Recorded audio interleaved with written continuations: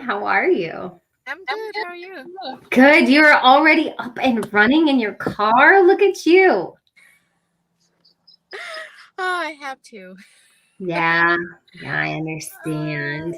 I am I wake up early and I have to get to work already at like 6:30. I've been lately and not today. I slept in because I desperately needed it. So, but yeah, I was getting caught up on emails. So I was like, "Oh crap. It's time to go on." I think we live. We are live. Oh, totally live. Yes. Welcome to the Morning Muffin Show, your morning carbo load of real estate. Cha cha. I have these, just so you know, I got these like baby hands. I love it. I love them. So, like, yeah. Oh my god, it's so you. Okay. So, today we're talking about festivals in Yes. Minnesota. And I love this topic. And you were like, I know nothing about festivals. Is there like, well, besides like China or bleh, I almost said it, Lunar Lunar New New Year. Year. Lunar New Year. See, I'm that change. I'm working on changing. But that is something that I think the biggest festival for the Asian community in Minnesota. And then, Correct. yeah, but that's like it changes every year. And this year it was like in the springtime, like early spring, right? Yeah, it's based on the lunar calendar, so it's either January or February. Right. Yeah. And so we won't have that this summer, but we do have like the Muslim Eid, their festival or Muslim Islamic festival is it rotates as well. It goes with the lunar calendar and it fell this year in early summer. Oh. And then we have coming up, we have the Great Minnesota Get Together. The state fair is coming up this Yes, I year. know State Fair. It is State Fair called festival as well. Well, I don't, it's called the Great Minnesota Get Together. I suppose it's kind of like a festival. It's like a large state fair where, I would call like small county fairs festivals or events, things like that. So today I was looking through the calendar of events that are happening, and Minneapolis here has their Aquatennial this week. Yes, that's why I just read about it too. Yeah. Celebrating the city of Minneapolis. Yeah, yeah. So that'll take place. I'll go ahead and share my screen about that. And then last weekend, Pride Fest usually happens in the last weekend of June, but due to COVID and restrictions, they waited until July. And so I'm going to talk about that since it just happened this past weekend. So Um, what? so So what do you call festival and what do you call fair? So the fair would be bigger than festival. I think a fair is this is a great question. Let's Google. Sorry. No, I love this. Hey Siri, what's the difference between a fair and a festival? Oh, it's happened again, Jen. Okay, I found this on the web for what's the difference between a fair and a festival. Check it out. Can you hear me? I can see you. Okay, so I asked Siri what the difference was. And it says the key difference between a fair and a festival. The words are mostly interchangeable. I wonder where she went. Ignoring the inherent difference between these two events. Here she is. Okay. So it says that festivals are often associated with religion and culture, whereas fairs are not. They're more inclusive. It's see, I never knew about this. Yeah. So, for instance, Pride Fest, that just happened would be celebrating the LGBT cultural community, right? And then a fair is described as a gathering of people for various reasons of entertainment and commercial activities. Okay. I love that. I know, right? So, the difference between a fair and a festival. So, we'll have to have a separate fair one closer to the time of the state fair. And maybe we'll go to the fair together. Oh, yes. Oh, my God. Yes. I haven't been to the fair for a couple years now. Well, COVID, right? Oh, yeah. Even, I can't remember if I did one right before COVID. Yeah. But it seems so long. It was. Okay, so now with festivals, we'll go back a week. So most people think that the Twin Cities Pride Fest is the only pride event in Minnesota, but they're actually wrong because they have the Duluth Pride, which is in September, as well as Mankato and St. Cloud.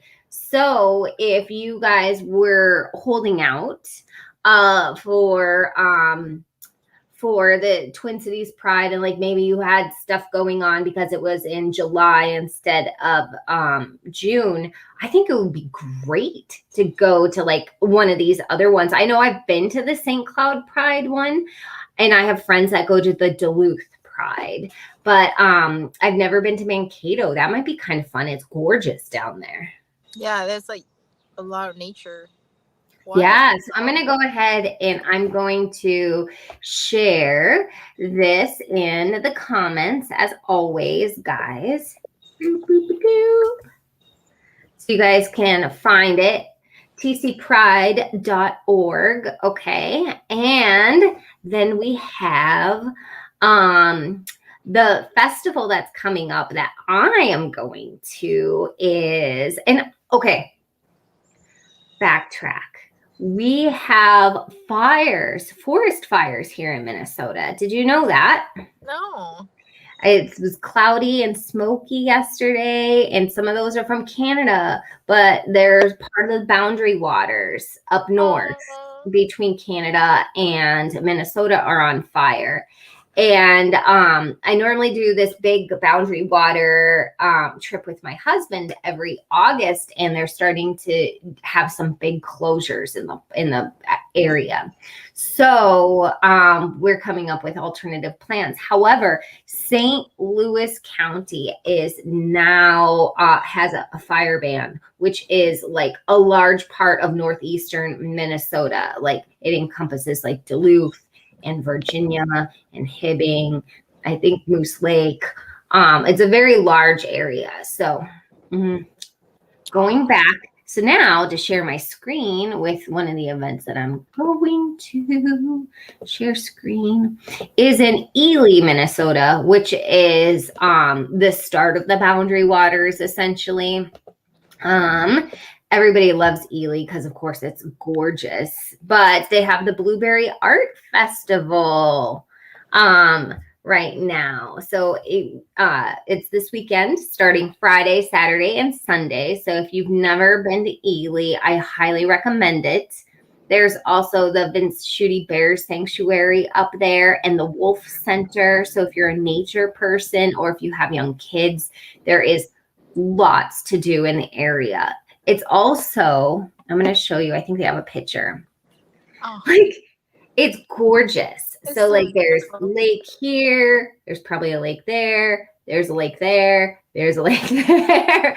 So you can find amazing places to camp all over there, and it's gorgeous.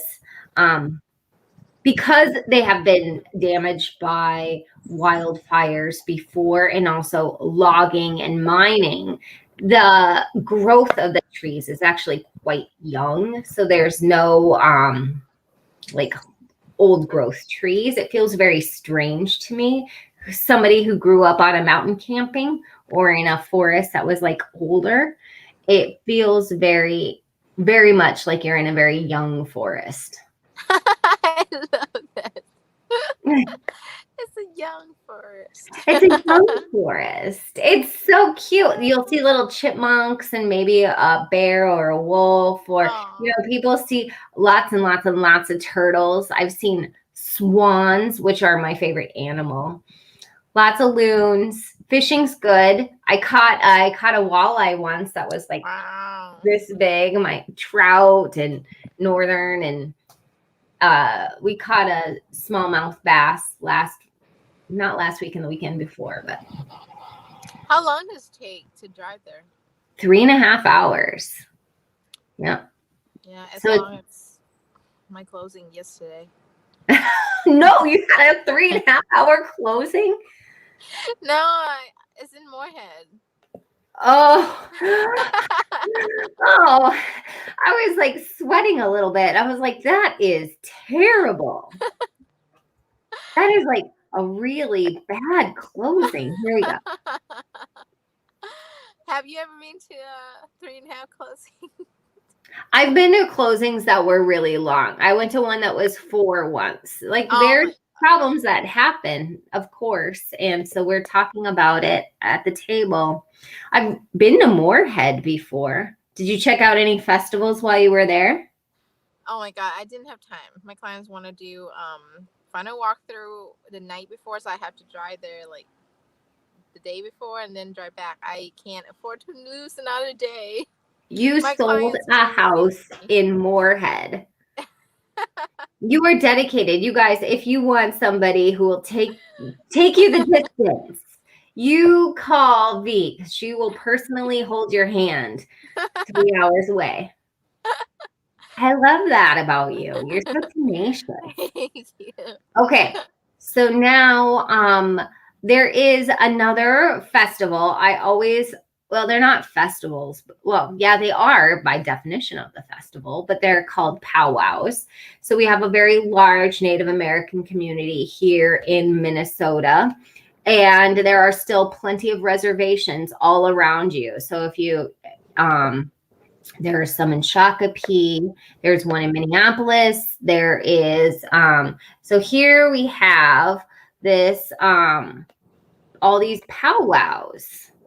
So there is a list. It'll tell you what to expect and what reservations they're on here. And I really do think that we need to be more protective of our Native American communities. So Lake Vermilion just happened in June. That was up by Ely up there. But then we have like Fond du Lac and Prairie Island. But here in August are some that are a little closer, like the one in Shakopee here. That's the big one down the big reservation in the South Metro here. Yeah, Mm-hmm. I think we all need to learn more. Yeah. So here we go. I will share this website as always in the comments here. And so we can be more mindful of the communities and the cultures around us, especially since, history class only tells one side of the story, right?